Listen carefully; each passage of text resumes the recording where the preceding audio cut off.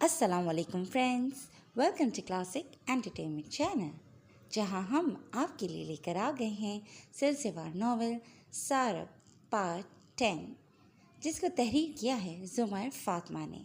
तो फिर जल्दी से चलते हैं नावल की तरफ, मगर उससे पहले हमारे चैनल को सब्सक्राइब करना ना भूलें और आइकॉन बटन भी दबाएं ताकि हमारी नई आने वाली वीडियोज़ आपको सबसे पहले देखने को मिलें।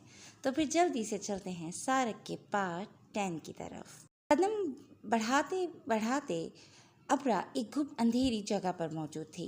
एकदम से खौफ ने दिल में डेरे जमाए। वो घूमी और दिल जैसे हलक में आया था। पीछे भी अंधेरा और आगे भी अंधेरा। उसने आगे जाने का सोचा। गले में तो पहले ही कांटे उगे हुए थे, अब खौफ से रोंगटे भी खड़े हो गए थे। हाय, अगर कोई जंगली जानवर आ गया तो मेरा क्या होगा? काश मैं उसे जगा देती। खौफ इतना था कि सूरत रोने वाली हो गई थी। पसीना कान से बहते हुए कंधे पर गिरा। खामोशी ही खामोशी थी, लेकिन इस खामोशी में जो इसरार था उसने अबरा के होश उड़ा दिए थे। वो थर थर काँपते हुए एक एक कदम उठाती, फूंक फूंक कर कदम रखती आगे बढ़ रही थी। पैरों तले आते पत्ते ऐसे शोर बुलंद करते जैसे खुद को तंग करने पर वाविला कर रहे हों। वो दिल पर हाथ रखे आगे बढ़ी, मगर एक आवाज़ ने उसके कदम जैसे जकड़ लिए। अबरा, अबरा! उसकी आवाज़ दूर कहीं से आई थी। शायद वो उसे ढूंढते ढूंढते वहाँ तक आया था, लेकिन उसकी सिमत का अंदाज़ा उससे नहीं हो रहा था और खौफ की वजह से आवाज़ भी नहीं निकल रही थी। उसे दोबारा उसकी आवाज़ आई तो हिम्मत भी आती गई। हमीस! धड़कते दिल ने नाम अलापा। सुबह शायद अभी सहर फूटी ही थी कि वो उठ गया। आंखों ने बुलंद आसमान की खूबसूरत आंखों से दिल में उतरी थी। ठंडा खूबसूरत तरोताज़ा मौसम जिसने बारिश ने और इजाफा किया था।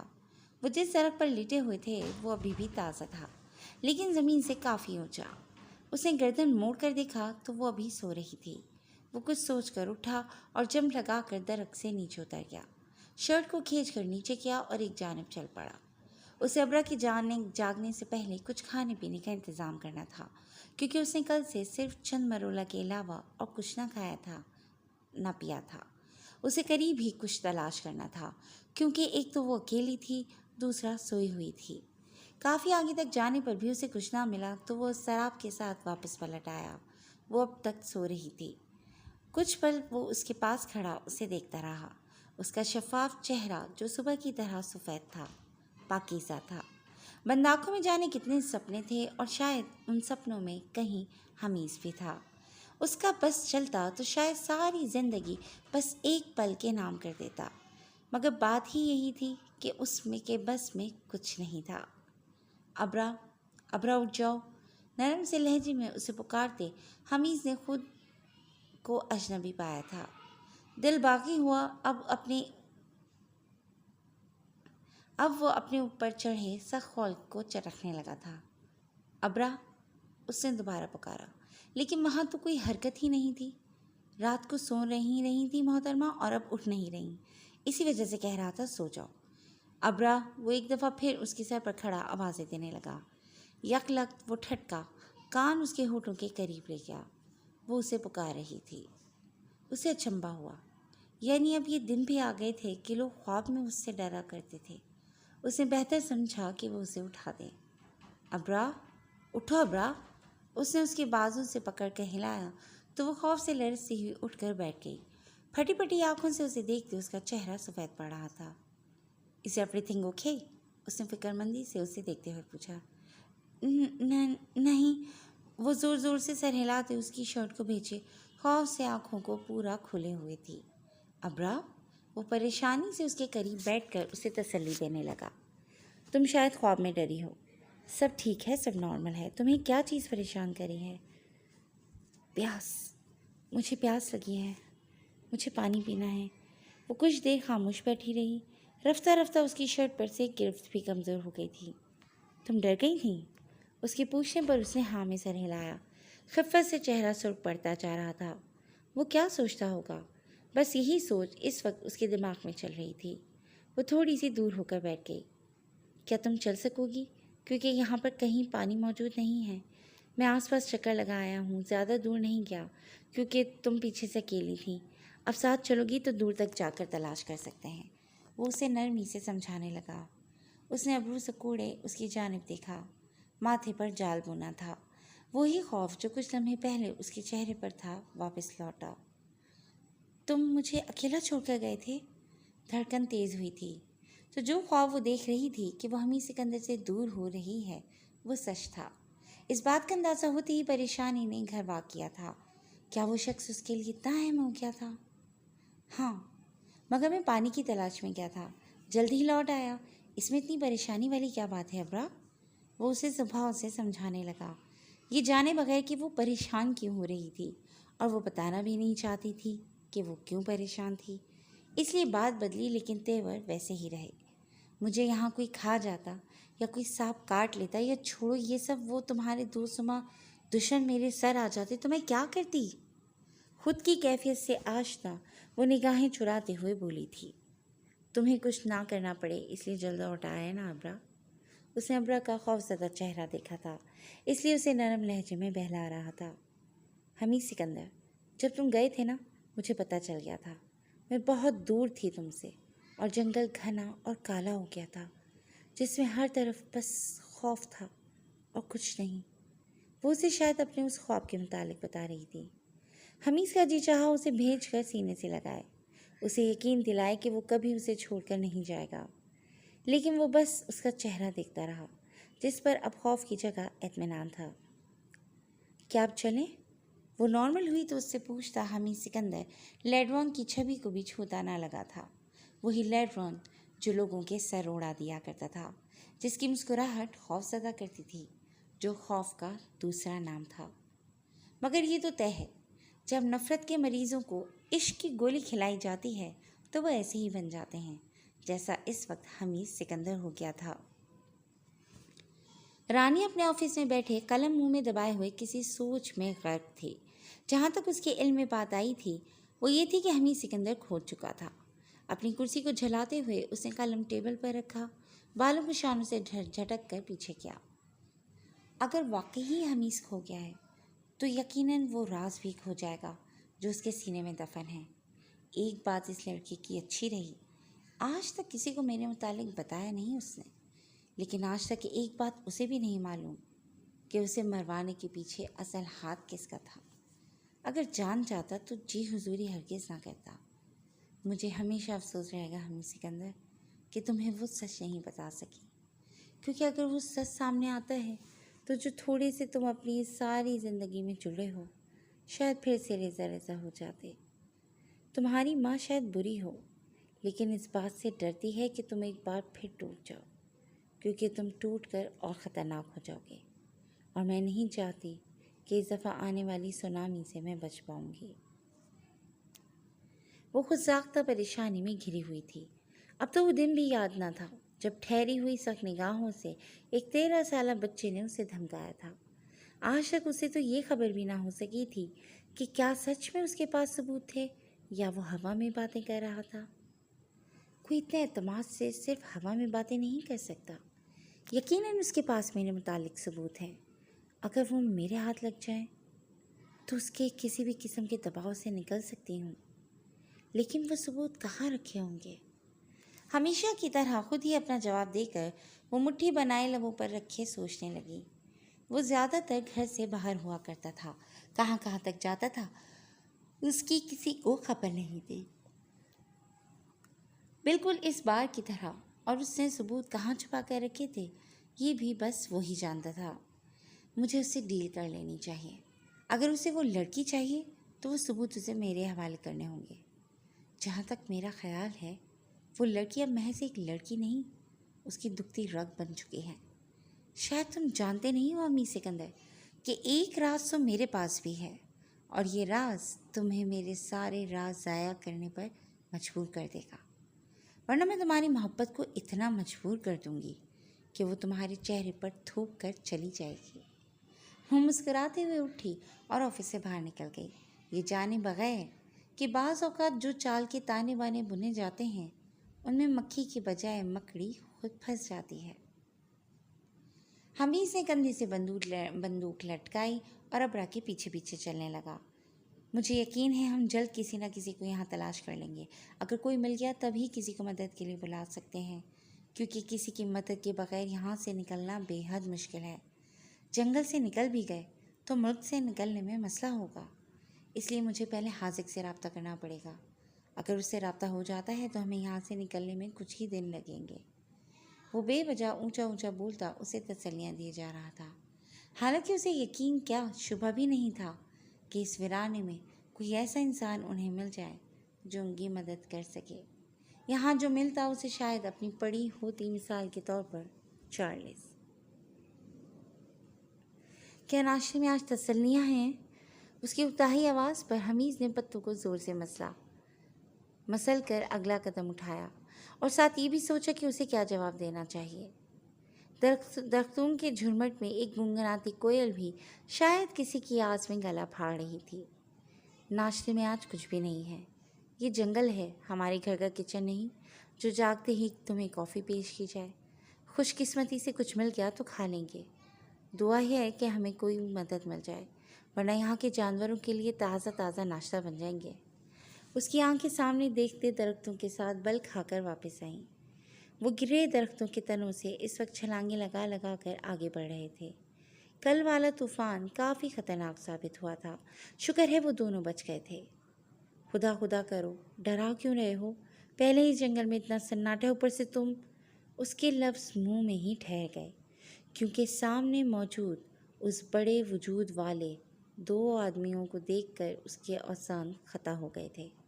وہ دونوں اپنی جگہ پر ساکت و جامد رہ گئے، آنکھیں پھٹی کی پھٹی رہ گئیں، اور دل اسے تو جیسے رک رک کر چلتا بس اپنے ہونے کا احساس دلا رہا تھا۔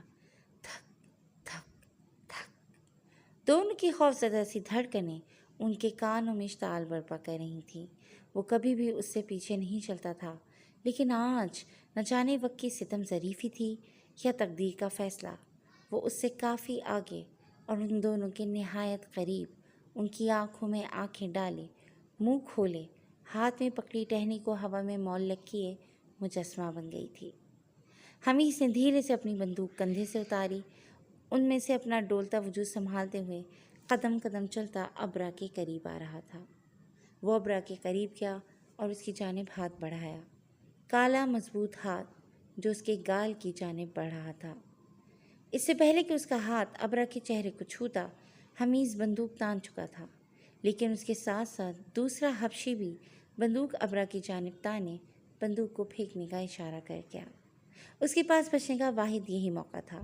اگر وہ بندوق نیچے پھینک دیتا تو شاید بچنا ممکن نہیں رہتا، لیکن اس وقت سوال ابرا منیر کا تھا، جس کی اسٹک اب بھی ہوا میں تھی۔ اس نے بندوق پھینک دی۔ حبشی نے اس کے چہرے کے بجائے ہاتھ گھما کر وہ اسٹک اس کے ہاتھ سے اچکی اور زمین پر پھینک دی۔ حمیز 2 قدموں میں ابرا کے قریب پہنچ چکا تھا۔ لو بھائی، آپ نے حکم کیا اور تعمیر کے لیے 2 پیارے پیارے ملازم حاضر ہیں۔ اس کی مرمری سی آواز حمیز کے کانوں میں پڑی۔ زندہ بچ جانے کی راہیں جیسے مسدود ہو گئی تھیں۔ دل اس کے قریب آنے پر جیسے دوبارہ اپنی لے پر واپس آیا تھا، ورنہ حبشی کو اس کے قریب آتے دیکھ مانو سوائے آنکھوں کے حواسوں تک نے کام کرنا چھوڑ دیا تھا۔ یہ پیارے ہیں؟ حمیز کی حیرت آواز سے ظاہر تھی۔ اسے ابرا کی پسند پر شبہ ہوا۔ کیا واقعی وہ عجیب سے بے ڈول کالی حبشی اسے پسند آ رہے تھے؟ ویسے بھی وہ نفسیات کی ڈاکٹر تھی، کیا معلوم کوئی ایک آدھ پیچ ہلا ہوا ہوتا، یا پھر کسی دور میں اسے بنمانس مووی سے عشق ہو گیا ہو۔ ہاں، اب تک میری زندگی میں نظر آنے والے خوبصورت ترین لوگ، کیونکہ مجھے یقین ہے کہ یہ مجھے کھانا اور پانی دے ہی دیں گے۔ اس کی منطق بھی صحیح تھی۔ جو اسے ان دونوں میں نظر آ رہا تھا وہ واقعی کل دوپہر کے بعد بھوکا رہ رہ کر کھلی آنکھوں سے دیکھا جانے والا ایک سنہری خواب تھا۔ دعا کرو آخری خواہش میں نہ پیش کریں، وہ بول کر ان کی جانب بڑھا، مگر ان کی جانب سے شدید ری ایکشن پر ہاتھ کھڑے کر کے کھڑا ہو گیا۔ Stand on your feet and throw your gun, اپنے پیروں پر کھڑے رہو اور گن پھینک دو، وہ ٹوٹی پھوٹی انگلش میں چلاتے ہوئے بندوق تان گیا۔ آئی جسٹ نیڈ ہیلپ، اس نے بندوق پھینک کر دی اور ہاتھ بلند کرتے اپنا مدعا بیان کیا تھا۔ وہ دونوں سامنے سے بندوق کے تانے اپنی کالی چمڑی سے نظر آتی سرخ آنکھوں سے انہیں گھور رہے تھے، لیکن اب ابرا حمیز کی چوڑی پشت کے پیچھے تھی، لیکن سر نکالے خوف سے انہیں دیکھ رہی تھی، جو گاہے بگاہے آپس میں کچھ اجنبی زبان میں بولتے اور پھر ان کی جانب دیکھنے لگتے۔ حمید سکندر ان کے سامنے آنے پر تمہاری سٹی تو نہیں گم ہو گئی؟ آئی نہیں وی۔ ابرا کا جی چاہا ایک دھمکا اس کی پشت پر جڑ دے، لیکن فی الحال وہ دانت کچکچا کر اس کی تصحیح کر گئی۔ ویسے تو تم ہر چیز سے ڈرنے لگتی ہو ابرا، کیا یہ بڑے بڑے سانڈوں نے تمہیں ڈر نہیں لگ رہا؟ اگر لگ رہا ہے تو خاموش رہو، یوں نہ ہو ناشتے کی چاہ میں ناشتی بن جاؤ، کیونکہ یہ وقت ویسے بھی ان کے شکار کا ہے۔ اس کے دانتوں کی کچکچاہٹ اتنی بلند تھی کہ حمید نے الجھ کر اس کی ذرا گردن موڑ کر ناک چڑھاتے ہوئے کہا، تو جب تم اس راستے پر قدم رکھ رہے تھے میں نے کیا بکواس کی تھی کہ میاں یہ راستہ کسی آدم خور قبیلے تک بھی لے جا سکتا ہے؟ اس وقت تو تمہیں میرے ڈر کی کوئی پرواہ نہیں تھی، بس مسٹر شرلاک ہومز بن کر ہیرو کی چال اپناتے یہ راستہ چننے میں منٹ نہیں لگایا تھا۔ وہ اس سے الجھتی اس کے کان میں خسر پسر کرتی اپنا غصہ بھرپور طریقے سے ظاہر کر گئی، اور کرتی بھی کیوں نہ، جو ان کے سامنے تھے وہ سریع التاثیر رکھنے والے خوفناک وحشی تھے۔ ان کو دیکھ کر یہ رد عمل تو بنتا تھا، اگر تم بکواس نہ کرتی اور اچھے سے بات کر لیتی تو شاید میرے دماغ میں بات گھس بھی جاتی، لیکن نہیں، یہاں تو سب نے اپنی زبان بولنی ہوتی ہے۔ اس نے بکواس پر زور دے کر انہیں دیکھا، جو ان کی گفتگو نہ سمجھی میں بس ملاحظہ فرما رہے تھے۔ کیا مطلب؟ تمہارا مطلب کیا ہے؟ میں بکواس کرتی ہوں؟ بس یہیں تک حمیز کا بھی اور ان دو مردوں کا بھی برداشت کا پیمانہ لبریز ہوا۔ Hey you shut up, I will shoot you both. وہ دونوں خاموشی سے کھڑے ہو گئے، لیکن وہ شاید بھلے مانس تھے۔ ان کے خاموش ہونے پر ان کے قریب آئے اور ایک نے بندوق تانے رکھی جبکہ دوسرے نے ہاتھ باندھ دیے۔ Now you both follow us quietly, otherwise you know that what will happen with you۔ اسے دھمکاتے ہوئے اس نے حمیز کو آگے چلنے کے لیے جھٹکا دیا۔ حمیز ابرا کے پیچھے پیچھے ان دونوں کے درمیان چلنے لگا۔ حمیز، کیا ہم ایک نئی مصیبت میں پھنس گئے ہیں؟ معصوم سی آواز پھر کانوں سے ٹکرائی، جو 2 منٹ پہلے اس کے کان کاٹے جا رہی تھی۔ ہم پہلے سے کب نکلے تھے جو ایک نئی میں پھنس گئے؟ اس نے بے بسی سے چڑھ کر جواب دیا۔ اب اسے خود دیکھنا چاہیے تھا۔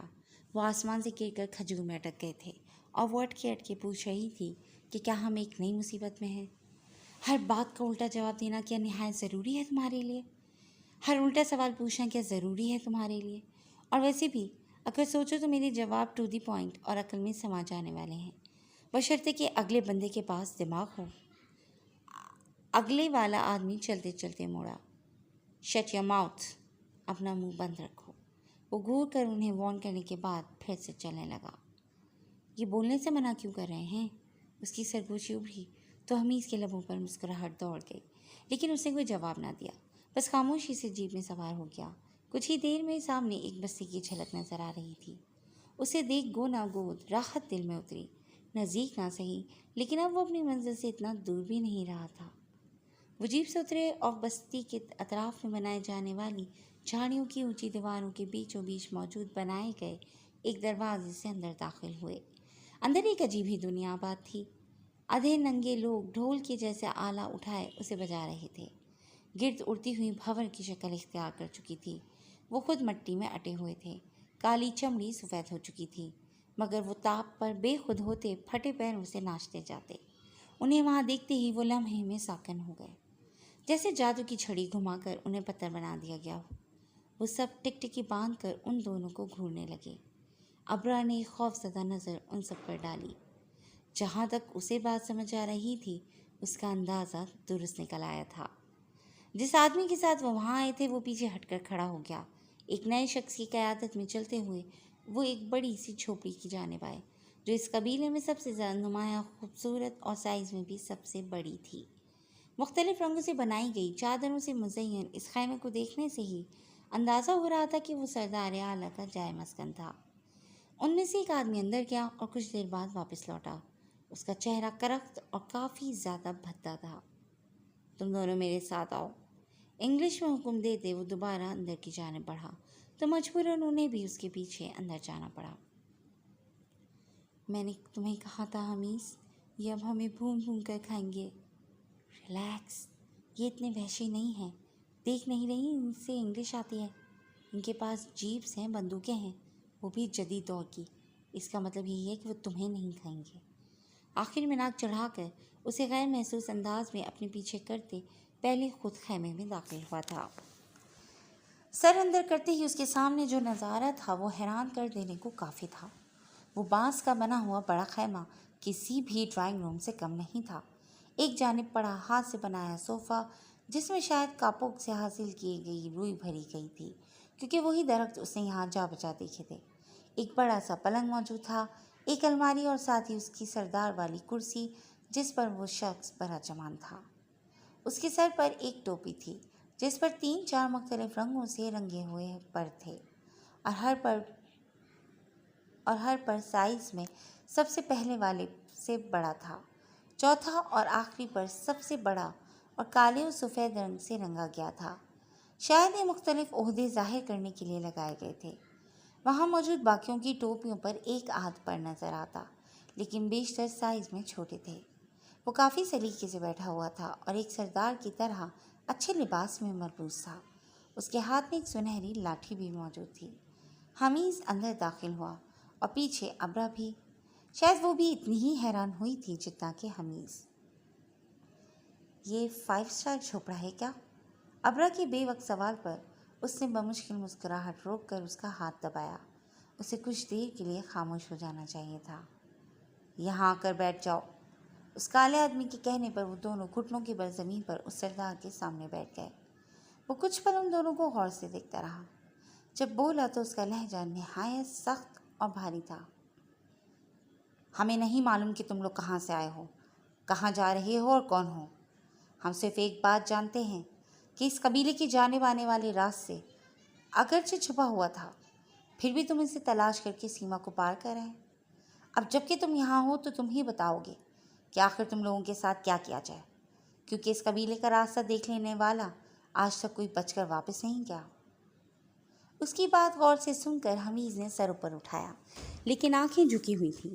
اس کی دائیں جانب ابرا تھی جو ایک قدم پیچھے بیٹھ گئی تھی۔ اس کے دونوں ہاتھ مضبوطی سے اب بھی کمر پر بندھے ہوئے تھے۔ جناب، ہم تو اس جنگل میں کھوئے ہوئے 2 نفوس ہیں جنہیں یہ تک معلوم نہیں تھا کہ اس راستے کے آخر میں آپ کا قبیلہ ہے۔ ہم چونکہ کسی ذی نفس کی تلاش میں ہیں جو ہمیں اس جنگل سے باہر جانے میں مدد کرے، اس کے علاوہ اور کچھ نہیں۔ ہم تو شاید اس جنگل میں دوبارہ اپنی ساری زندگی لوٹ کر نہ آئیں، تو ایسے لوگوں سے آپ کے قبیلے کو کس قسم کا خطرہ ہو سکتا ہے؟ اس نے احترام کے ساتھ اپنا مدعا اس کے سامنے پیش کیا۔ سردار نے اس کے لہجے کی چاشنی محسوس کی۔ وہ آنکھیں جھکا کر بات کر رہا تھا، لیکن جب اس نے نگاہ اٹھائی پھر چراغوں میں روشنی نہ رہی۔ وہ اس کی آنکھوں میں دل کا غرق ہونا اپنی نگاہوں سے بے بس ہو کر دیکھتا رہ گیا۔ ہائے وہ انداز کرم ان پہ، وہ آنا دل کا، ہم دیکھتے رہ گئے ہاتھ سے جانا دل کا۔ وہ اس کی عملی تفسیر بنا ہوا تھا۔ ابرا نے ایک نظر سردار کو دیکھا اور پھر ایک نظر حمیز کو، جو اب نگاہیں گاڑے سردار کی آنکھوں میں دیکھ رہا تھا۔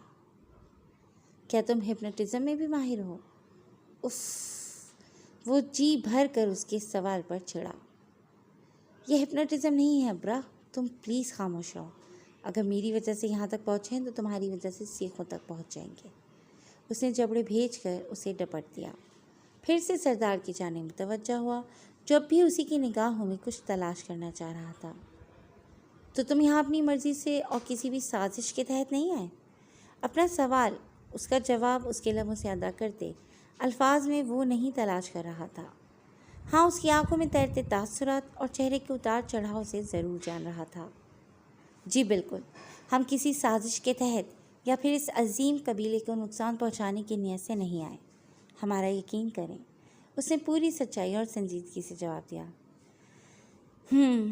تو پھر ہمارا قبیلہ تمہاری مدد کرے گا۔ ایفل، ان کو لے جاؤ، کھلاؤ پلاؤ، جب یہ آرام کر لیں تو ہم ان کے جانے کا بندوبست کر دیں گے۔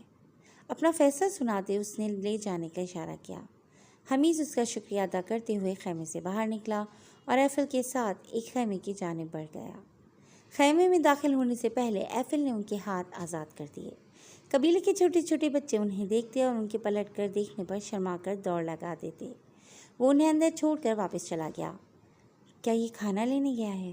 اس نے مسکراتی آنکھوں اور کھنکتے لہجے میں سوال پوچھا تھا۔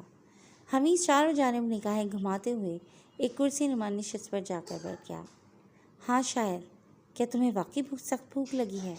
وہ دوسری نشست پر جا کر بیٹھ گئی اور چہرے کے نیچے مٹھی بنا کر رکھی، پھر سوچ کر بولی، ایکچولی مجھے بہت زیادہ بھوک لگی ہے، لیکن تم جانتے ہو نا کہ جو چیز انسان کے پاس نہیں ہوتی انسان کو وہی چاہیے ہوتی ہے۔ یقین جانو اتنی میں اپنے مریضوں سے ملنے کو بھی بےتاب نہیں ہوں جتنی دال چاول قورمہ بریانی کھانے کے لیے ہوں۔ پتہ ہے میرا واپس جا کر کیا کرنے کا پلان ہے؟ وہ ایک دم سیدھی ہو کر پرجوش سی بولی۔ کیا؟ میں نا 5 کلو قورمہ منگواؤں گی، ساتھ میں 7-8 نان، اور اکیلے سارا سفر چٹ کر جاؤں گی۔ اگر اپنی زندگی میں پہلے اتنا کھاتی تو محترمہ آپ میں اتنا اسٹیمنا تو موجود ہوتا کہ بھاگتے وقت آپ کی ٹانگیں نہ لڑکھڑاتی۔ وہ جمائی لے کر تھوڑا سا ڈھیلا ہو گیا۔ ایفل دوبارہ اندر آیا تو اس کے ساتھ 2 اور لوگ تھے۔ ایک کے ہاتھ میں ایک بڑا میز تھا، لیکن اس کی سطح زیادہ موٹی نہیں تھی۔ وہ میز اس نے ان دونوں کے درمیان موجود خالی جگہ میں رکھ دیا۔ ٹوکروں میں پھل بھرے ہوئے تھے، ایک جھگ میں پانی اور ایک عدد گلاس رکھ کر وہ واپس چلی گئے۔ کاش آج ہی ہمیں دال کھانے کو دے دیتے۔ حمید نے اس کی بات کو بغیر دھیان دیے گلاس میں پانی بھرا اور اس کی جانب بڑھایا۔ یہ پانی پی لو۔ چہرے پر بلا کی سنجیدگی تھی۔ ابرا نے ہاتھ بڑھا کر گلاس تھام لیا اور فوراً ہی پورا گلاس خالی کر دیا۔ نیند میں تمہارے قورمے کی صدائیں تو نہیں، لیکن پانی کی ضرور سنی تھی، تو تمہیں قورمے کی بجائے اس بات پر شکر ادا کرنا چاہیے کہ تمہیں پینے کا صاف پانی مل گیا ہے۔ جہاں تک دال کا خیال ہے وہ نہایت نیک ہے، لیکن فی الحال دستیاب نہیں ہے، اسی لیے بار بار ذکر کر کے میرا جی للچانے کی ضرورت نہیں۔ اس نے گلاس واپس لیا اور ایک دفعہ پھر بھرنے لگا۔ کل سے اس نے بھی پانی نہیں پیا تھا۔ ہاں تمہارا بھی دل کر رہا ہے؟ اس نے تالی بجاتے ہوئے اتنی خوشی سے کہا کہ ایک پل کو وہ رک کر اسے دیکھنے لگا۔ بعض لوگ خوش ہوتے ہیں تو چہرے سے روشنی پھوٹنے لگتی ہے۔ ابرا منیر انہی میں سے ایک تھی، پل میں ٹھہرا دینے والی حسن کی ملکہ۔ مجھے لگا تم الگ ہو، لیکن تم بالکل ہمارے جیسے ہو حمیز۔ مجھے یہ سن کر بہت اچھا لگا۔ وہ مسکرا گیا۔ اب اس کی معصومیت پر اسے کیا جواب دیتا؟ لوگ تو سارے ایک جیسے ہوتے ہیں، بس حالات طرز عمل کو متاثر کر جاتے ہیں۔ اس کا بھی برتاؤ بدل گیا تھا۔ ٹوکروں کی جانب نظر پڑی تو اسے صحیح سے اندازہ ہوا وہاں کافی اقسام کے پھل موجود تھے، جن میں افریقی آم جن کا رنگ ہلکا گلابی اور کہیں سے سخت پیلا تھا، ناشپاتی، آلو بخارا، انگور اور آڑو شامل تھے۔ ان سب چیزوں کے درمیان ایک چھوٹی سی چھری پڑی ہوئی تھی۔ حمید نے انگور کھانا پسند کیا، ایک ایک دانہ منہ میں رکھتے اثر ذائقے سے روشناس ہوا تھا۔ ابرا یہ انگور کھا کر چیک کرو، دیکھو کتنا سویٹ ہے۔ جی ہمارے ملک کا بھی سویٹ ہی ہوتا ہے۔ اس نے ناک چڑھا کر منہ میں جاتا انگور واپس رکھ دیا۔ اسے ایک دفعہ پھر سے حب الوطنی کا دورہ پڑا تھا، اور یہ اسے تب پڑتا تھا جب حمید وہاں کی کسی چیز کی تعریف کر دیتا۔ ہاں تم قسم سے اس معاملے میں بڑی متنون مزاج ہو، ذرا جو کسی کی تعریف سن سکو۔ آج میں تمہاری یہ جو احساس کمتری ہے یہ نکال دیتا ہوں۔ دیکھو پھل تو دونوں جانب اللہ نے بنائے ہیں نا، تو جب ہم اچھی چیز کھائیں ہمیں اللہ کی ذات کا شکر ادا کرنا چاہیے۔ بس میں اللہ کا شکر ادا کرتا ہوں، اور تم اپنے وزن کو گھسیٹ لاتی ہو۔ پہلے تو فوجوں کا مقابلہ ہوتا تھا، آپ محترمہ انگوروں سیبوں یہاں تک کہ ہوا اور شیروں کا بھی کروائیں گی۔ اس نے گچھے سے 2-3 دانت اکٹھے توڑ کر منہ میں رکھ لیے۔ پتہ ہے حمید، مجھے نا تمہیں سب کچھ اچھا لگتا ہے، غصہ، احساس برتری، فخر، غرور، سب، مگر یہ جو تمہاری غداری ہے نا، یہ کسی دن تمہارا سر میرے ہاتھوں ضائع کر دے گی۔ اچھا؟ اس نے ہاتھ میں پڑا انگور ہوا میں معلق کیے، ابرو اچکا کر اچھا کو لمبا کیا۔ ویسے اندازے تو بہت لگائے ہیں ابرا، لیکن یہ اندازہ بڑا غلط لگایا ہے۔ میں انا پرست فخر کے مینار قائم کیے کھڑا ہوں۔ غرور کا سر یا میری گردن میں ہے یا یہ اندازہ غلط ہے؟ اگر میں سب لوگوں سے ایسے فریلی بات کرتا مجھے راس نہیں آئے گا، دوسرے دن تختے پر لٹکا دیں گے۔ شاید تم جانتی بھی نہیں ہو کہ کس قدر خوفناک زون میں اس وقت میں ہوں۔ یہ سب ایک ڈرامہ جو چل رہا ہے، شاید آخر تک میرے گلے کا پھندا بن جائے۔ ہاتھ میں پکڑے دانے واپس ٹوکری میں رکھ دیے۔ وہ کچھ زیادہ ہی سویٹ تھے۔ جو بھی ہو حمید سکندر، لیکن انا پرستی کے کیٹو پر کھڑے رہتے ہو ہر وقت۔ کبھی نیچے آ کر دیکھو، نظارے قریب سے زیادہ حسین لگتے ہیں۔ اس کی آنکھیں یہ بتانے کو کافی تھیں کہ نظارے قریب سے زیادہ اچھے لگتے ہیں۔ بھلا دور رہ کر حمید سکندر ان آنکھوں کو کیسے دیکھ سکتا؟ کیٹو، یو نو ابرا، مجھ پر ہر چیز کیٹو جتنی بلند ہی سوٹ کرتی ہے۔ ناز ہو، نخرہ ہو، دولت ہو یا عزت، محبت ہو یا پھر شہرت، سب کیٹو جتنا۔ وہ آنکھیں جن میں کیٹو جتنے بڑے راز تھے، ان پر نہ سمجھی میں صحیح، لیکن حمید سکندر فدا ہو گیا تھا۔ پھر یہ بات تو سچ ہوئی کہ کیٹو اس کی زندگی کے مدار میں تھا۔ اور پھڈا بھی کیٹو جتنا جس میں تم پھنس چکے ہو۔ حمید نے کچھ پل اسے دیکھا۔ اس وقت اسے صرف ایک جواب سوچا۔ I have as many options as I have hair on my head۔ فرضی کالر اکڑا کر اپنی پسندیدہ لائن دہراتے اس نے کرسی کے پشت سے ٹیک لگائی۔ اچھا کیا ہے نا مسٹر ہیگر، مجھے لگتا ہے یہ لائن تم نے ایسے ہی یاد کر لی ہے جیسے ہم نے بچپن میں ٹوئنکل ٹوئنکل لٹل اسٹار یاد کر لی تھی، اور انگلش آئے نہ آئے، اس میں ہم انگریزوں سے بھی آگے ہیں اب۔ یہ پہلی اور آخری دفعہ حمید کے ساتھ ہوا تھا۔ اسے اتنا شدید جھٹکا لگا، اس کی پسندیدہ لائن کا یوں اس کے سامنے مذاق اڑایا گیا ہو، اور اس مذاق پر وہ جی بھر کر دل ملایا تھا، لیکن کیا کرتا، بس خود سے آئندہ نہ بولنے کا تہیہ کیا تھا۔ بائی دا وے، یہ لوگ اتنے کیوں فارغ ہیں کہ اتنے ڈرامے تمہارے لیے بنا رہے ہیں، اور کیا یہ واقعی ڈرامہ ہے؟ اس کی آنکھیں حیرت سے پھٹنے کو قریب ہوئیں، اور وہ جانتا تھا یہ بھی طنز میں پڑی کی گئی تھیں۔ کہتے ہیں کہ عورت زیادہ دماغ استعمال نہیں کرتی، اور جب اسے یقین ہو کہ ساتھ سوچنے والا ایک مرد ہے تو پھر تو بالکل نہیں کرتی۔ مجھے آج اس بات پر شدید قسم کا ایمان آ رہا ہے۔ اسے مسکرا کر ایک آڑو کاٹ لیا اور آدھا ابرا کی جانب بڑھایا۔ کھا لو، آنکھوں سے مجھے کھانے کی کوشش کرو گی تو بندہ بے گناہ مارا جائے گا۔ ابرا نے آنکھیں گھما لیں۔ مجھے بات بات پر بیوقوف مت کہا کرو، میں بالکل بھی بیوقوف و پاگل نہیں ہوں۔ حال بتا، یہ دونوں خوبیاں آپ میں بدرجہ اتم موجود ہیں۔ آپ؟ اس نے واہ کے انداز میں لفظ سمیٹے، اور ابرو وہ تو خود ہی ابرا کا لفظ سپردے سماعت ہوتے ہی سکڑ گئے تھے۔ مطلب بے عزت کرنے کا کوئی نیا ورژن آیا ہے مارکیٹ میں؟ تم کی راگ الاپتے لاپتے جب بے عزت کرنے کی بات ہے تو آپ کہہ دو۔ ویل، جہاں تک وہ لوگ جو مجھے پاگل سمجھتے ہیں وہ آج تک خود پاگل ثابت ہوئے ہیں، اور انہیں پاگل بھی میں نے ہی ثابت کیا ہے۔ جلد یہ کرشمہ تمہارے ساتھ بھی ہونے والا ہے۔ وہ شاید اور دیر لڑتے رہتے، لیکن ایفل پھر سے کچھ لے کر حاضر ہو گیا۔ وہ خاموشی سے اندر آتا، آشیا رکھتا اور الٹے قدموں لوٹ جاتا۔ اب بھی اس نے شاید یہاں کا کوئی مشروب رکھا تھا، اور واپس پلٹنے لگا کہ حمید نے اسے آواز دی۔ We do not drink alcohol. ہم شراب نہیں پیتے۔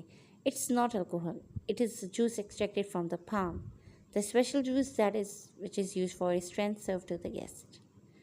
یہ شراب نہیں ہے، یہ کھجوروں سے کشید کیا رس ہے جو طاقت کے لیے استعمال کیا جاتا ہے۔ یہاں کا اسپیشل رس جو اسپیشل مہمانوں کے لیے ہے۔ وہ رخ موڑتے بولتا گیا۔ حمید نے حیرت سے اس کی شکل دیکھنے کی کوشش کی جسے وہ چھپا رہا تھا، لیکن وہ اپنی بات مکمل کر کے باہر نکل گیا۔ مجھے تو یہاں سب سے اچھا یہی رس لگ رہا ہے حمید، سونگھو ذرا، کتنی پیاری خوشبو اٹھ رہی ہے اس میں سے۔ ابرا سب کہہ رہی تھی، اس میں سے تازہ کھجوروں کی خوشبو آ رہی تھی، لیکن کچھ اس کے دل و دماغ میں غلط ہونے کا اشارہ دے رہا تھا۔ اس نے پھلوں کو غور سے دیکھا، لیکن سب ٹھیک تھا۔ انہوں نے اعتبار کیا تھا جبھی ایک چھری بھی دی تھی۔ ابرا نے ایک گلاس میں رس نکال کر اسے تھمایا اور دوسرا اپنے لیے بھر کر پینے لگی۔ ویسے بھی وہ جب سے آئی تھی بس پانی پی رہی تھی۔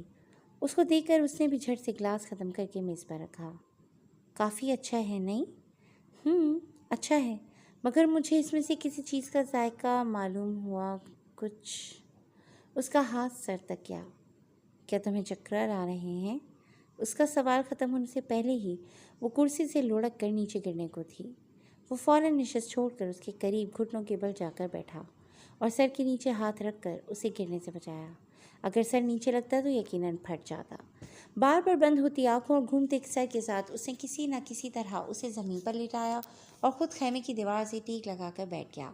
سر کو لاکھ جھٹکا مگر ذہن ڈوبتا چلا گیا۔ آخری بار جسے اس کی آنکھوں نے دیکھا تھا وہ ایفل کے ساتھ کئی دوسرے حبشیوں کے ہمراہ اندر آتے سردار کا چہرہ تھا۔ حاذق طلال کے سامنے چوکی میں موجود اس کے آفس میں اس کے عین سامنے بیٹھے اسے تیکھی نظروں سے دیکھ رہا تھا۔ وہ کچھ ہی دیر پہلے ہی وہاں آ کر بیٹھا تھا اور تب سے ہاتھوں کی انگلیوں کو آپس میں پھنسائے ٹیبل کے پیچھے بیٹھے طلال کو دیکھتے بس کچھ سوچے جا رہا تھا۔ کافی دیر بعد وہ بولا، طلال صاحب، آپ نے تو ارشاد فرمایا تھا کہ آپ کو ڈسمس کر دیا گیا ہے، پھر آج نئی نویلی دلہن کی طرح یہ خاکی جوڑا پہن کر سج دھج کر یہاں آ جانے کی وجہ بتا سکتے ہیں؟ کیونکہ اگر ہمیں پتہ چل جائے کہ آپ آن ڈیوٹی آفیسر ہیں تو ایک رپورٹ درج کروانی ہے۔ غصے کو کنٹرول کرتے جو اسے وہاں دیکھ کر اس کے اعصاب کو جکڑ گیا تھا، حاذق نے لفظ چبا کر ادا کیا، جی بالکل، آپ آن ڈیوٹی آفیسر کے سامنے ہی بیٹھے ہیں حاذق صاحب۔ اسے اپنی شیریں بیانی میں سے زیادہ شیریں نکال لیں، کیونکہ شوگر کا خطرہ لاحق ہونے لگے تو شوگر اٹھا کر سلاخوں کے پرے پھینک دیتے ہیں، اور وجہ تو معلوم ہوگی آپ کو، آن ڈیوٹی آفیسر سے بدتمیزی۔ جہاں تک بات رپورٹ کی ہے تو یہاں مظلوموں کی رپورٹ درج کی جاتی ہے، بھگوڑوں، قاتلوں، چوروں اور حمید سکندر کی نہیں۔ ان کی رپورٹ ہم خود درج کر کے خود ہی سزا سنا دیتے ہیں۔ اسے میز پر دونوں بازو باندھ کر رکھے اور اس کی آنکھوں میں دیکھ کر جواب دیا، آپ نے بڑی جلدی طے کر لیا کہ وہ ان سب میں ملوث ہے۔ یہ بھی ہو سکتا ہے کہ اس سے یہ سب کروایا گیا ہو۔ کیا آپ ایسا نہیں سوچ سکتے طلال صاحب کہ اس کی ماں سوتیلی تھی، بچپن سے اس کی برین واشنگ کرتے اسے کرمنل بنا دیا گیا ہو، اور یہ سب ڈرامہ سے پراپرٹی کے لیے رچایا گیا ہو، کیونکہ جتنی پراپرٹی امیر صاحب کے بعد سکندر کو ملنی ہے اس پر تو کسی بھی ماں کا دل پھسل سکتا ہے۔ طلال آگے ہو کر بیٹھ گیا۔ سوچنے کو تو یہ بھی سوچا جا سکتا ہے حاذق صاحب کہ ان سب میں آپ ملوث ہیں، لیکن جانے دیتا ہوں، آپ تو وفادار ہیں نا، سوچ کی تنابیں یہیں ٹوٹ جاتی ہیں۔ اس سے کنکھیوں سے اسے دیکھا تھا۔ الزام تراشی سے ہٹ کر اگر آپ اپنے کام میں ذہن لڑاتے تو آج کم از کم ہم افریقہ تک پہنچ گئے ہوتے، وہاں جا کر اسے تلاش کرنا آسان ہو جاتا، لیکن آپ نے تو صرف یہاں بیٹھ کر بڑی بڑی باتیں کرنی ہیں۔ طلال کی ٹون اسے کچھ پسند نہیں آئی تھی۔ آج اس کے لہجے کے ساتھ اس کے لفظ ہی اس کی جانب بدلے ہوئے تھے۔ یہ بھی صحیح کہا آپ نے حاذق صاحب، افریقہ تو آپ کے امیس احمد کے گھر کا گارڈن ہے، جس میں کھیلتے کودتے حمید سکندر کو میں بازوں سے دبوچتا، ایک جھاپڑ رسید کرتا، اسے جھڑکتا۔ کمینے، یہ بھی کوئی کھیلنے کی جگہ ہے جو منہ اٹھائے یہاں آ گئے؟ لیکن وجہ وہی ہے، افریقہ گارڈن نہیں جنگل ہے، اور حمید بچہ نہیں قاتل ہے۔ ایک مسکراہٹ رینگ کر اس کے لبوں پر آن ٹھہری جس نے حاذق کے دل میں آگ لگائی تھی۔ قاتل، یا قاتل کے ہاتھوں ایک مہرہ۔ شاید تم میری بات سمجھ نہیں رہے مسٹر طلال۔ اگر تمہارا گھمنڈ جو اس کرسی پر بیٹھ کر آسمان چھونے لگتا ہے، اس کا گراف ذرا نیچے لے آؤ تو تمہیں سوچنے میں آسانی ہوگی کہ وہ پاگل شخص کسی بھی ہاتھوں کا مہرہ بن سکتا ہے، جبکہ تم نے وہ ویڈیوز خود دیکھی ہیں۔ اب اگر خفقانی طرز عمل اپناؤ گے تو باقی سارے لوگوں کی طرح مارے جاؤ گے، تو کیا بہتر نہیں آسمان سے نیچے اتر آؤ؟ اس کے غصے کا گراف بلند ہوتا جا رہا تھا، لیکن کرتا کیا، وہ اسے فورس نہیں کر سکتا تھا۔ دیکھیں حاذق صاحب، اور بھی غم ہیں زمانے میں حمید سکندر کے سوا، راحتیں اور بھی ہیں آپ کی سو کالڈ لاروں کے سوا۔ آپ شاید سمجھے نہیں، میں سمجھاتا ہوں۔ میں یہاں آپ کے باپ کا نوکر نہیں لگا ہوا، اور نہ ہی میرے باپ آپ لگے ہیں، تو اپنے ہی مشورے جا کر اپنی اولاد کو دیں اگر ہے تو، ورنہ آئینے کے سامنے کھڑے ہو کر خود کو، کیونکہ اور مجھے کچھ سمجھ آیا ہو یا نہیں، ایک بات بہت اچھی طرح سمجھ آ گئی ہے، اور وہ یہ ہے کہ وہ خود کو گرد تلے چھپانا چاہتا ہے۔ The wound will heal as time goes on۔ جیسے جیسے وقت گزرے گا زخم مندمل ہوگا۔ وہ زخم مندمل ہونے کا انتظار کر رہا ہے، تو کیوں نہ تب تک میں اپنے اوزار تیز کر لوں۔ ایک ابرو چکا کر ناز سے کہا گیا۔ وہ شاید آج آئینہ دیکھ آیا تھا، جب ہی اسے احساس ہوا کہ وہ ناز کرتا اچھا لگتا تھا، اور ان ہتھیاروں سے وہ تمہاری گردن کاٹے گا۔ اس نے کان پر ہاتھ رکھ کر تاثرات بگاڑ کر انتہائی اذیت زدہ چہرے کے ساتھ اس بات کو برداشت کیا۔ میں نے اتنی تعریفیں سنی ہیں حاذق صاحب کہ اب اگر کسی نے اس کی تعریف کی نا تو اس کا بعد میں اور تعریف کرنے والی کا گلا پہلے کاٹوں گا۔ سو اگر آپ اپنا پلو بچانا چاہتے ہیں تو سوچ سمجھ کر مجھ سے بات کریں۔ ایک قلم جس کی نب نکلی ہوئی تھی اس قدر زور سے سطح پر گھسیٹی کہ وہاں کھرچن صاف ظاہر ہونے لگی تھی۔ اسے حاذق کی بات شاید بہت بری لگی تھی۔ جہاں تک بات رہی کہ میں اپنے اوزاروں کا استعمال کیسے کروں گا، تو وہ مجھ پر ہے یا میرے سر پر۔ آپ فرشتے مسلط نہیں ہیں جو ہر تیسرے دن رپورٹ لینے پہنچ جاتے ہیں۔ نا یو گیٹ لاسٹ. مجھے اس کے علاوہ بھی 100 کام ہے، اب مجھے وہ کرنے دیں. اس کی آنکھوں میں دیکھ اپنی نفرت کا اظہار لفظوں سے کیا. تم سمجھتے ہو کہ اس کے ساتھ ساتھ تم اور بھی ہزاروں کام نپٹا لو گے؟ چیلنج کرتے انداز پر اس نے آنکھیں میچ کر اسے دیکھا، پھر ایک ٹھنڈی سانس خارج کر کے خود کو نارمل کیا. کیوں؟ وہ کیا CSS کا ایگزام ہے جس کے ساتھ میں دوسرا کوئی کام نہیں کر سکتا؟ ویسے میرے خیال میں آپ کو بات سمجھ میں نہیں آتی حاذق صاحب، یا ڈھٹائی کا مادہ کچھ زیادہ تھوپا گیا ہے آپ پر. لیکن یہ جو بغیرتی کی چربی ہے نا، یہ ہمارے تھانوں میں بہت اچھے سے پگھلائی جاتی ہے. اگر اب کی بار بھی آپ تشریف نہ لے گئے تو اس چربی کو میں اپنے ہاتھوں سے پگھلاؤں گا، اور یقین مانیں اس کے بعد بیل یا ٹرک سرجری کی ساری زندگی آپ کو ضرورت نہیں پڑے گی. میں اپنے کام میں ماہر مانا جاتا ہوں. اس کی آنکھوں سے نکلتی شعلوں کو دیکھ کر حاذق نے یہی بہتر جانا کہ اسے وہاں سے اٹھ جانا چاہیے. تم غلطی کر رہے ہو طلال حیدر. میں غلطی کرنا چاہتا ہوں. سلیم پلیز کم آن. اور ان صاحب کو اٹھا کر باہر پھینک دو جن کا دماغ ہٹ چکا ہے اور اب یہ چاہتے ہیں کہ یہ معاملہ میرے ساتھ بھی پیش آ جائے. حاذق اس کے زور شور پر اٹھ کھڑا ہوا. چلانے کی ضرورت نہیں ہے. جب اگلے کو سنائی نہ دے تو چلانا پڑتا ہے کہ شاید اس کی روح تک آواز جائے اور وہ سمجھ سکیں. وہ بول کر فائل پر جھک گیا. حاذق کچھ دیر اسے گھورتا رہا، پھر پلٹ کر آفس سے نکل گیا. Bloody bastard. یہ سمجھتے ہیں کہ ہم بیوقوف ہیں؟ تم مجھ سے معلومات نکلوا کر اسے پہنچاتے رہو گے اور میں اتنا بیوقوف یہ چالیں نہ سمجھ سکوں. اس نے قلم فائل پر دھرا اور اٹھ کر باہر نکلتا چلا گیا. طلال کچھ ہی دیر میں امیس احمد کے سامنے موجود تھا. وہ چہرے سے پریشان نظر آتے تھے. طلال نے ایک فیصلہ کیا تھا کہ اسے حاذق کے بجائے اب امیس سے مل لینا چاہیے، کیونکہ اب اسے بھی کچھ سمجھ آنے لگا تھا. حاذق ان لوگوں کے معاملات میں کچھ زیادہ ہی انوالو تھا، اور اتنا زیادہ کیوں تھا، اب اسے اس بات کی کھوج لگانی تھی. سر، آپ ہمت مت ہاریں. ہمیں امید ہے کہ ہم سر کو بالکل درست حالت میں ہی دیکھیں گے. اندھیرا چھٹا اور ایک نیا چہرہ حمید سکندر کی حمایت میں کھڑا ہوتا نظر آیا تھا. نہیں طلال، ہر بار جب بھی میں اس سے دور ہوا مجھے ہر دفعہ تسلی رہی، لیکن اس دفعہ کچھ تو ایسا ہے جو مجھے یا تو نظر نہیں آ رہا یا پھر میں پہچاننے میں غلطی کر رہا ہوں. مجھے اپنے بیٹے پر خود سے زیادہ بھروسہ ہے اور خود سے زیادہ امید بھی، لیکن مجھے اسے اتنے بڑے خطرے میں جان کر واقعی پریشان ہونے لگا ہوں. جو بات تم نے مجھے بتائی اس سے یہ کہیں بھی ظاہر نہیں ہو رہا کہ وہ افریقہ گیا کیوں. ہزاروں مقام اور بھی ہیں جہاں وہ جا سکتا تھا. سب سے پہلا سوال، وہ بھاگ کیوں رہا تھا؟ اگر اس نے کچھ کیا ہے تو اس کے پاس پروف موجود ہے. ان سب سوالوں کے جواب اس کے پاس ہیں اور وہ یہاں نہیں ہے.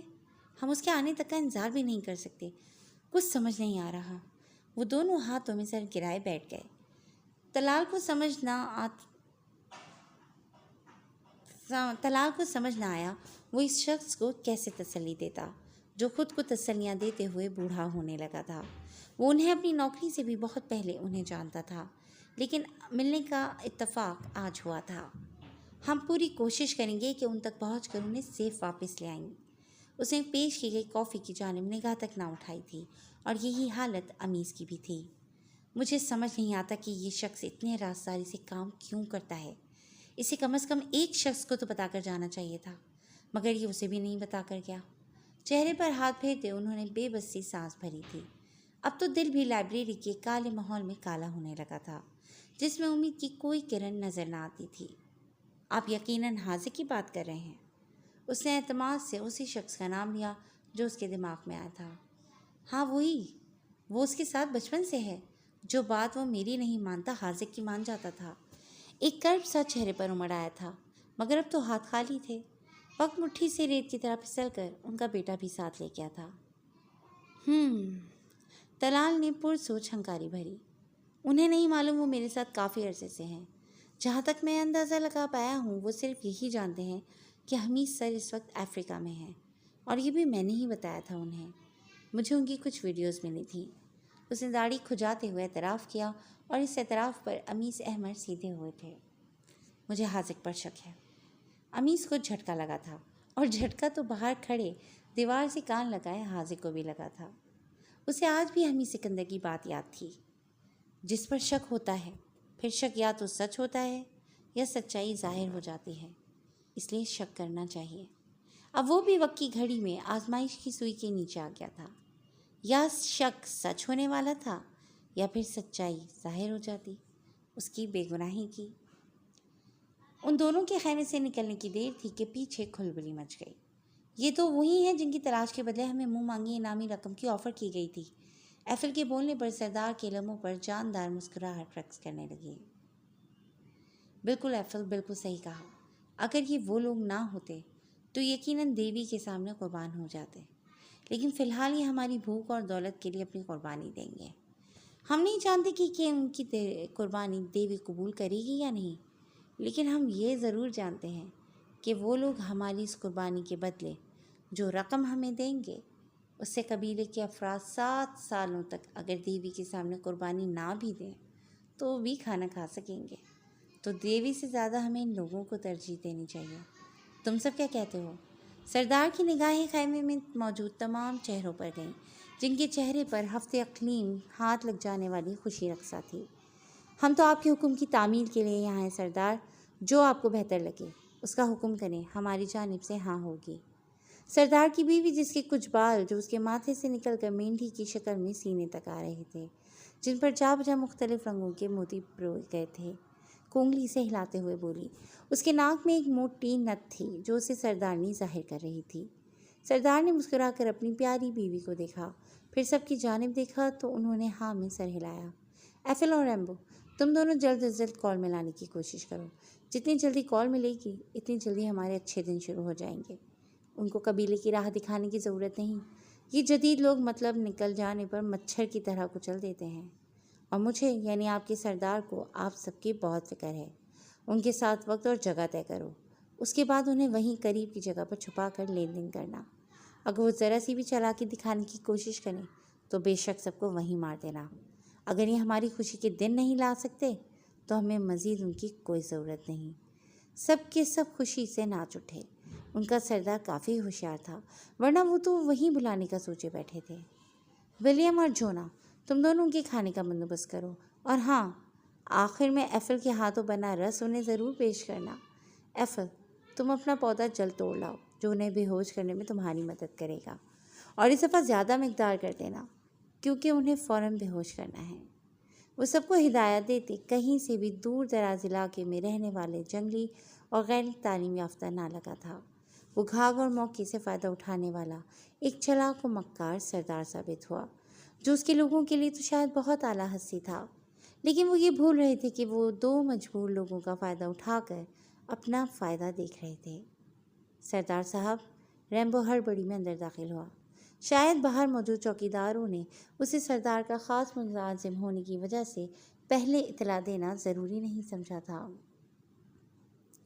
سردار صاحب، کال مل چکی ہے، کیا آپ ان سے بات کرنا چاہیں گے؟ اس نے ہاتھ میں وائرلیس تھاما ہوا تھا اور سراپا سوال وہاں دروازے سے اندر آ کر تھوڑا جھکے ادب سے سوال پوچھ رہا تھا۔ خیمے کے چاروں طرف قبیلے کے اعلیٰ لوگ جمع تھے۔ اس خبر پر خوشی سے کھل اٹھے۔ وہ آپس میں چہ مگویاں شروع کرتے اس سے پہلے ہی سردار نے سر ہاں میں ہلایا۔ ریمبو وائرلیس لیے اس کے قریب چلا آیا۔ دوسری جانب سے آواز سننے کے کچھ دیر بعد وہ بول اٹھا، ہے چارلس، میں اڈوم رویل عزیبو بات کر رہا ہوں۔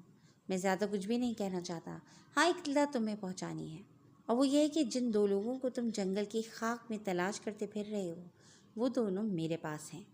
اگر تم انہیں واپس حاصل کرنا چاہتے ہو تو اپنی وعدہ کی گئی رقم کے ساتھ میرے بتائے گئے وقت اور مقام پر پہنچ جانا، تمہیں تمہارے لوگ مل جائیں گے، ورنہ ہماری دیوی تو کہیں نہیں گئی۔ کافی عرصہ ہو گیا ان کے سامنے کسی کی قربانی نہیں دی گئی۔ دوسری جانب سے نہ جانے کیا بولا گیا، لیکن اس کے لبوں پر رقصہ مسکراہٹ نے ان سب نے یہی اندازہ لگایا تھا کہ کام بن چکا تھا۔ اس نے کال کاٹ کر وائرلیس ریمبو کی جانب بڑھایا۔ منزل کے بے حد قریب ہونے پر سب کو مبارکباد پیش کرتا ہوں۔ ہو ہا کا ایک طوفان تھا جو اس خیمے میں گونج اٹھا تھا۔ ان کے بے ہوش ہونے کی خبر ملتے کے فوراً بعد سردار اپنے خیمے سے باہر آیا۔ اس کے ساتھ کئی اور لوگ بھی تھے جن کا کام انہیں اٹھا کر جیپ میں ڈالنا تھا۔ ایک پلان بنایا گیا تھا جس کا دوسرا مرحلہ بھی بخوبی سر انجام دے دیا گیا تھا۔ اب وہ اگلے پڑاؤ کی جانب گامزن تھے۔ وہ سب خیمے کے دروازے پر پڑی بھاری چادر ہٹاتے باری باری خیمے میں داخل ہوئے۔ توبرا زمین پر بے ہوش لیٹی ہوئی تھی اور حمیز خیمے کے ساتھ ٹیک لگائے لمبے سانس لے رہا تھا۔ سردار نے ایک نظر انہیں دیکھا، پھر گھوم کر اپنے ساتھیوں سے مخاطب ہوا۔ ریمبو اور ایفل، تم اس لڑکی کو اٹھا کر جیپ میں سوار کرو، اور ایڈم تم اس لڑکی کو لے جاؤ۔ بات تو ہو چکی تھی، اب بس ان سے رقم لے کر ان دونوں کو چارلس کے حوالے کرنا تھا۔ ایفل اور ریمبو آگے بڑھے اور حمیز کو اٹھایا۔ وہ مکمل طور پر بے ہوش نہیں ہوا تھا، اس کے اٹھانے پر ذرا سا کسمسا اٹھا۔ بار بار آنکھیں کھولنے کی کوشش کرتے وہ یہ دیکھنا چاہتا تھا کہ آیا ابرا بھی اس کے ساتھ ہے یا پھر وہ اس اکیلے کو وہاں سے لے جا رہے ہیں، لیکن وہ اکیلا نہیں جا رہا تھا۔ ایک اور آدمی جس کا ڈیل ڈول کافی بڑا تھا ابرا کے نزدیک گیا اور اس چھوئی ہوئی سی لڑکی کو اٹھا کر کندھے پر لاد لیا۔ ایفل اور ریمبو کے پیچھے پیچھے چلتے وہ خیمے سے باہر کھلی جگہ آئے جہاں ان کی جیپس موجود تھیں۔ ایفل نے حمیز کو جس جیپ میں لٹایا، اسی جیپ کی ایک سائڈ پر ایڈم نے کسی نازک گڑیا کی طرح ابرا کو آرام سے لٹا دیا۔ اس جیپ میں لٹا کر وہ خاموشی سے پیچھے ہٹ گئے۔ اس دوران وہاں 5 جیپیں اور آ کر ٹھہر گئیں۔ چلانے والے جیپ روک کر اب باہر نکلے ہاتھ باندھے سردار کی جانب دیکھ رہے تھے، جس نے الوداعی یا کلمات بولنے تھے۔ میرے جانشینوں، مجھے پورا یقین ہے کہ اس بار ہم اپنے نیک مقصد، جس میں اپنے قبیلے کی بہتری کا سوچا گیا ہے، میں کامیاب ہو جائیں گے۔ ہمارے نیک دل اور بہادر سپاہی اپنے مقصد کے لیے روانہ ہو رہے ہیں۔ سب نیک شگون کی دعائیں ان کے ساتھ روانہ کریں تاکہ یہ کامیابی و کامرانی کو ساتھ لیے واپس آئیں۔ وہ تقریر کرتے ہوئے سب کی ہمت بندھا رہا تھا۔ وہاں کھڑے سب حبشی جانے کے لیے پرجوش تھے، لیکن اجازت صرف قبیلے کے محافظوں کو دی گئی تھی، جو بندوق چلانے میں، بھاگنے میں، لڑنے میں ماہر تھے۔ 6-7 جیپ تیار ہوئیں جن میں اسلحہ بردار حبشی سوار ہوئے۔ قافلہ روانگی کے لیے مکمل طور پر تیار تھا۔ میں اپنے قبیلے کی نیک دعائیں تم لوگوں کے ساتھ روانہ کرتا ہوں۔ اس قافلے کا سربراہ ایفل ہوگا۔ تمام لوگوں کو یہ حکم دیا جاتا ہے کہ ہر حالت میں ایفل کا حکم ماننا تم سب پر فرض ہوگا۔ May you all have a journey safe and free of injuries and toxins۔ Eiffel کو ان کا رہنما بنایا گیا اور کئی ایک ہدایتوں اور دعاؤں کے ساتھ روانہ کر دیا گیا۔ قافلہ دھول اڑاتے قبیلے سے روانہ ہو گیا۔ چارلس صبح ہوتے ہی جیپ کے قریب گیا۔ ڈینس بھی اسے دیکھ کر قریب آ گیا تھا۔ سر، کیا ہم اسے خود نکالیں گے؟ اس نے ڈرتے ڈرتے سوال پوچھا تھا، کیونکہ کل ایسے ہی ایک سوال پر وہ ایک جھاپڑ کھا چکا تھا۔ خوبصورت صبح تھی، خوشگوار ہوا سے ان کی شرٹ کا کونے اڑ رہے تھے۔ ڈینس کے بال سنہرے تھے، وہ بھی ہوا کے زور پر آگے پیچھے ہوتے اس کی آنکھوں میں پڑتے تنگ کر رہے تھے۔ دل تو یہی ہے، مگر اپنی طاقت کا بھی اندازہ ہے مجھے، اس لیے میں نے کوشش بھی نہیں کی تھی۔ مجھے کچھ دیر پہلے کال موصول ہوئی کہ ہماری ٹیم کے کچھ لونڈے یہاں آ رہے ہیں، ان کے آتے ہی نکلتے ہیں۔ اگر ہم جیپ میں ان کا پیچھا کرتے ہوئے آئے ہیں تو وہ بھی اتنی دور نہیں گئے ہوں گے، لیکن ہمارا وقت کافی برباد ہو چکا ہے۔ بڑا ہی کوئی خوش قسمت انسان ہے یہ لیڈرون، ہاتھ آتے آتے نکل جاتا ہے۔ ویسے کیمرون کو اسے دیکھتے ہی مار دینے کا حکم سنا دینا چاہیے، آخر کو اب وہ بھی اس سے تنگ ہے۔ اس نے بالوں میں انگلیاں چلا کر انہیں سیدھا کیا۔ چارلس صاحب، جہاں تک میں اس شخص کو جانتا ہوں، وہ قسمت پر ایک ہی صورت میں یقین رکھتا ہے۔ وہ لمحوں کی مختصر دورانیے میں خاموشی اختیار کر گیا تو مجبوراً چارلس کو اس سے پوچھنا پڑا، اور وہ صورت کیا ہے؟ اپنے گرے بالوں کو مسلسل سیٹ کر رہا تھا جو ہوا کی دوش پر اڑتے اسے تنگ کر رہے تھے۔ عمل۔ وہ عمل پر یقین رکھتا ہے، حواس چوکنا رکھتا ہے، معلومات پوری رکھتا ہے، اس کا ہوم ورک ہر چیز پر مکمل ہوتا ہے۔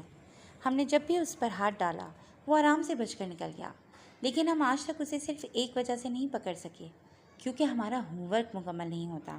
آپ مانیں یا نہ مانیں، لیکن یہ بھی ہماری کاہلی کی ہی ایک نشانی ہے کہ اب تک ہمارے لوگ یہاں نہیں پہنچے، جبکہ ہم اچھے سے جانتے ہیں کہ وہ اپنا سفر صبح صادق سے شروع کر چکا ہوگا، پھر بھی ہم اپنے وقت پر اپنے آرام سے فارغ ہو کر اٹھے ہیں۔ کہہ تو تم بھی ٹھیک رہے ہو، لیکن اپنی بات کو ثابت کرنے کے لیے تمہیں بھی اس لمبی چوڑی تقریر پر عمل کرنے کی ضرورت ہے ڈینس۔ چارلس نے اس کی آنکھوں میں لگتے بالوں سے الجھ کر اپنے ہاتھوں کی کنگھیاں چلاتے ہوئے اس کے بال پیچھے کر دیے، پھر ہاتھوں کو جیب میں ڈال کر دھول اڑاتی سڑک کو دیکھنے لگا۔ ایک مسکراہٹ اس نے ڈینس کی جانب اچھالی اور اس راستے کی جانب چلا جہاں سے وہ جیپ آ رہی تھی۔ کچھ ہی دیر میں جیپ میں موجود آدمی اتر کر ان کے ساتھ جیپ کو گڑھے سے نکالنے کی کوشش میں مصروف تھے، और इत्तेहाद का ये फ़ायदा हुआ कि 10 मिनटों के अंदर अंदर जीप गड्ढे से बाहर निकल आई थी। तुम लोगों को कोई सुराग मिला? उसने हाथ झाड़ते हुए आने वालों से मुश्तरका सवाल पूछा। नहीं, मिलता तो सबसे पहले आपको इत्तला दी जाती सर। हाँफते हुए जवाब देकर उसने अतराफ में निगाह दौड़ाई थी। वो जगह काफ़ी सेफ थी, जब भी वो रात सुकून से गुजार गए थे। हमें पानी और फलदार जगहों को देखना चाहिए। इस इलाके में सिवाय नारियल के और कुछ नहीं मिलेगा। और लाजमी सी बात है, वो नारियल तोड़ नहीं सकते तो यकीनन प्यास की तलब को मिटाने के लिए वो कोई रसदार फल खाना चाहेंगे। और रसदार अब वाले मौसम में मरोला है। तुम में से कौन से लोग मुकामी हैं? उसने उन 4 लोगों को देखा जो उसके आसपास झमघटा बनाए हुए थे। सिर्फ एक ने ही अपनी जानिब इशारा किया। हाँ, तो मुझे बताओ कि इस जंगल में मरोला कहाँ कहाँ मिलेगा, क्योंकि मार्च के आखिरी दिन है। अब तो उसका मौसम ख़त्म होने के करीब है, तो ज़्यादा तो नहीं पाया जाएगा। तो मुझे बताओ, इन आखिरी दिनों में वो फल कहाँ कहाँ पाया जाता होगा? वो बराह रास्त उससे मुखातिब हुआ। अब उसका दिमाग तेज़ी से चलने लगा था। मैं आपको वहाँ ले चलता हूँ सर, यहाँ करीब ही मरोला का गढ़ है। That's good. वो सब जीप पर सवार हुए और जीप्स को घुमाते हुए उस मकाम की जानिब चल पड़े जहाँ चार्ल्स के मुताबिक उनका कोई न कोई सुराग मिल सकता था। आधे पौने घंटे बाद वो मरोला के जंगलात में मौजूद थे। वो जीप से उतरे। वो जगह काफ़ी खूबसूरत थी। हर तरफ मरोला के दरख्त ही दरख्त थे, जिस पर फल लदा हुआ था। हालांकि उन्हें सारे रास्ते किसी दरख्त पर मरोला नजर नहीं आया था, लेकिन यहाँ काफ़ी तादाद में मौजूद था। इसका एक फ़ायदा ये होता है कि इसके लिए दरख्त पर चढ़ना ज़रूरी नहीं होता, और इसी बात का उन्होंने फ़ायदा उठाया था। चार्ली से बढ़कर एक गुच्छा पके हुए मरोला का तोड़ा और छिलके उतार कर खाते हुए आसपास निगाह दौड़ाने लगा। सब फैल जाओ, एक एक कोना छान मारो। मुझे यकीन है वो सियाना यहाँ ज़रूर आया होगा। कोई बूट का निशान या फल तोड़े जाने का कोई निशान, कुछ भी मिले तो मुझे फ़ौरन इत्तला दो। वो सबको हिदायत देते हुए खुद भी खोज लगाने लगा। बाकी फल जो उसके हाथ में था उसने ज़मीन पर फेंक दिए। उनकी खोज ख़त्म होती तो शायद वो कुछ पा भी लेते, लेकिन शायद अब उनका अमल देख उनकी तकदीर ने भी उरूज पर आने की कोशिश शुरू की। अब शायद उनका अच्छा वक्त शुरू हो चुका था। चार्ल्स का वायरलेस बजने लगा। उसे अचंभा हुआ। उसके वायरलेस पर कॉल सिर्फ उन कबीलों में से किसी की आ सकती थी जिन सबको हमी सिकंदर के बदले मुंह मांगी रकम का लालच दिया गया था। उसने फ़ौरन फ्रीक्वेंसी से मिलते ही वायरलेस पर हेलो हेलो कहा। हे चार्ल्स, मैं अडोम्रो बिलाजीबो बात कर रहा हूँ। ये सुनते ही उसके बूढ़े वजूद पर जैसे रोंगटे खड़े हो गए। काश वो सच हो जाता जो अजीबो की आवाज़ सुनते ही उसके दिमाग में आया था। मैं ज़्यादा कुछ भी नहीं कहना चाहता। हाँ, एक इत्तला तुम्हें पहुँचानी है, और वो ये है कि जिन 2 लोगों को तुम जंगल की खाक में तलाश करते फिर रहे हो, वो दोनों मेरे पास हैं। अगर तुम उन्हें वापस हासिल करना चाहते हो तो अपने वादे की गई रकम के साथ मेरे बताए वक्त और मकाम पर पहुँच जाना। तुम्हें तुम्हारे लोग मिल जाएंगे, वरना हमारी देवी तो कहीं नहीं गई। काफ़ी अर्सा हो गया उनके सामने किसी की कुर्बानी नहीं दी गई। नहीं अजीबू, उसे हाथ लगाना, मगर सिर्फ उसके बाजू कसने के लिए। उसकी आंखों पर पट्टी बांध देना। उसे एक पल भी अपनी निगाह से ओझल मत करना। मुझे वो सलामत चाहिए। उसके बदले तुम मुझसे जो मांगोगे वो तुम्हें मिल जाएगा। उसने बस यही सोचा और यही बोल दिया। किसी भी इजाज़त की फ़िलहाल उसने ज़रूरत महसूस नहीं की थी। अब जब वो हाथ में था तो उसे बस उसे काबू करना था। बेहतर महसूस हुआ मैं उसे लेकर निकलने लगा हूँ। तुम भी रकम का बंदोबस्त करके पहुँच जाओ, क्योंकि अगर वक्त पर वहाँ ना पहुँचे तो उस शख्स का गला काट कर वहीं फेंक दूंगा। तुम मुकाम बताओ, सिर्फ तुम्हारी मतलूबा रकम पहुँचा दी जाएगी। अजीबो ने कुछ भी कहे बगैर कॉल डिस्कनेक्ट कर दी। शायद लेन देन का मकाम वो तय करने के बाद बताने वाला था। उसका बरवक्त उठाया हुआ कदम उसके लिए शानदार साबित हुआ था। अब उसे मज़ीद जंगल में भटकने की ज़रूरत नहीं थी। वाह लेड्रोन साहब, आप तो जंगल में मच्छर की तरह हाथ आ गए। मुझे यकीन नहीं आता कि इतनी जल्दी तुम पकड़े जाओगे। जितनी तुम्हारी तारीफ़ें सुन रखी हैं उनमें से तो आधी पर भी पूरे होते नहीं उतरे। खैर, मुझे बहुत खुशी महसूस हो रही है। अब हमारी कैमरॉन सर जल्द वज़ीर आज़म बनेंगे। वो ढूंढता छोड़कर वापस वहीं चला गया जहाँ पर उन्होंने आकर जीप्स खड़ी की थी। उन सबको बुलाने के लिए उसने जीप का हॉर्न बजाना शुरू कर दिया। कुछ ही देर में वो चेहरे पर हैरत सजाब लिए सवालिया निगाहों से अपने बॉस को देख रहे थे, जिसका चेहरा खुशी से चमक रहा था। तुम लोगों को सिर्फ एक बात बताना चाहूँगा। चाइल्ड इन द आर्मपिट, चीज इन द जंगल। बच्चा बगल में, ढंढोरा जंगल में। हम उसे पा चुके हैं, मज़ीद किसी को तलाश करने की ज़रूरत नहीं। ये उन सब के लिए नवीद थी, वरना इस जंगल में उन्हें तलाशना बहुत मुश्किल हो जाता। सबके चेहरों पर सुकून आ ठहरा। अपनी जीप से सवार हो जाओ, कुछ देर में ही अजीबो उसे हमारे हवाले करने वाला है। होश ठिकाने रखना और हिम्मत पूरी। वो सिर्फ एक शख्स है, समझ गए सब? उसने हिदायत दी और ख़ुद भी उछल कर जीप में सवार हो गया। अजीबो से बात करने के फ़ौरन बाद ही उसे मुकाम के बारे में बता दिया गया था। जैसे ही मुकाम का इल्म हुआ, उसने कैमरॉन की जानिब कॉल मिला दी। हेलो सर, मैं चार्ल्स बात कर रहा हूँ। हम कुछ ही देर में आपकी शिकार के बेहद करीब होने वाले हैं। वो अजीबो के कबीले के हाथ में हैं। मैं उन्हें मतलब उनकी रकम देकर उसे आपके पास लाऊंगा या तैयार करूँ। इसकी बात सुनकर कैमरॉन काफ़ी देर खामोश रहा। मुझे ये लारों का एजाज़ कब से बख्शने लगे तुम लोग? चार्ल्स, तुम उसे पकड़ोगे भी और फिर तैयार भी करोगे। ज़रा दिल के मुकाम पर हाथ रखकर बता दो मुझे, क्या तुम ऐसा कर सकोगे? अंदाज चैलेंज करता हुआ था। यस बॉस, आप मुझे एक चांस दें। अब की बार चूटी को कैद में करके फाख्ता पर बंदूक तानेंगे। इस बार गधे की पीठ पर नमक नहीं, रुई लाद कर भेजेंगे।